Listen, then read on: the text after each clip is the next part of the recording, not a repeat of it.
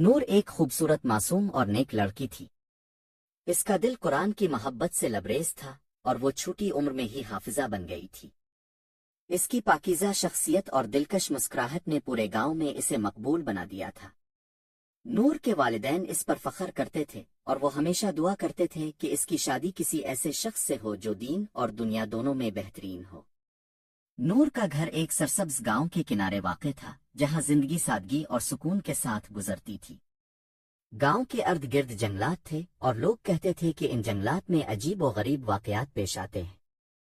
کچھ کہتے تھے کہ وہاں جنات کا بسیرا ہے، کچھ کہتے کہ یہ جگہ جادوگروں کی آماجگاہ ہے، لیکن نور کے والدین نے کبھی ان باتوں پر زیادہ توجہ نہیں دی۔ ایک دن نور قرآن کی تلاوت کر رہی تھی کہ اچانک گاؤں کے امام صاحب ان کے گھر آئے۔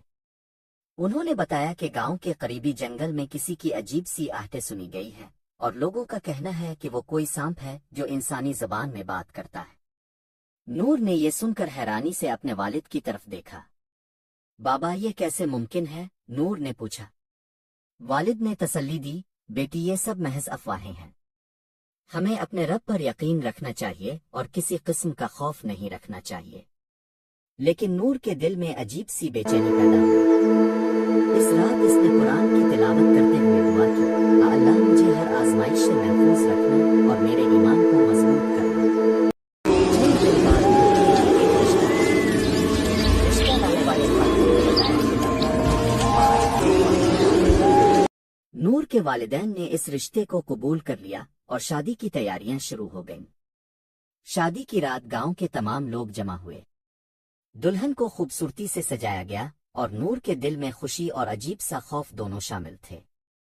لیکن جب نکاح کا وقت آیا تو دلہا کو دیکھ کر سب حیران رہ گئے۔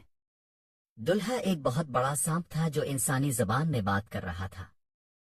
گاؤں کے لوگ خوف سے کانپنے لگے، لیکن سانپ نے بلند آواز میں کہا، میں کوئی عام سانپ نہیں ہوں، میں ایک جن ہوں جسے بد دعا کے سبب اس شکل میں قید کر دیا گیا تھا۔ لیکن آج اللہ کے حکم سے میرا امتحان ختم ہو گیا ہے اور میری نجات صرف ایک حافظہ سے نکاح کے ذریعے ممکن ہے۔ نور کے والدین یہ سن کر ششدر رہ گئے۔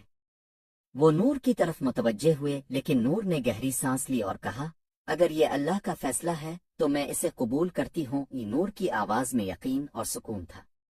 نکاح ہوا اور سانپ نے نور سے وعدہ کیا کہ وہ ہمیشہ اس کی حفاظت کرے گا۔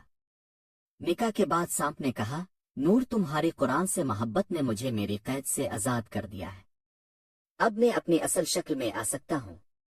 نور کے سامنے سانپ کی شکل بدلنے لگی اور وہ ایک خوبصورت نیک نوجوان میں تبدیل ہو گیا۔ گاؤں کے لوگ حیران رہ گئے اور سب نے اللہ کی قدرت کو تسلیم کیا۔ نوجوان نے بتایا کہ وہ ایک جنتی شہزادہ تھا جس پر جادو کیا گیا تھا اور نور کی دعا اور ایمان نے اسے آزاد کر دیا۔ نور اور اس کے شوہر نے اپنی زندگی دین کے راستے پر گزارنے کا عہد کیا۔ گاؤں میں ان کی محبت اور نیکی کی کہانیاں مشہور ہو گئیں۔ نور کی قربانی اور ایمان ہمیشہ کے لیے ایک مثال بن گئی۔ یہ کہانی ایمان، قربانی اور اللہ پر یقین کی اہمیت کو اجاگر کرتی ہے۔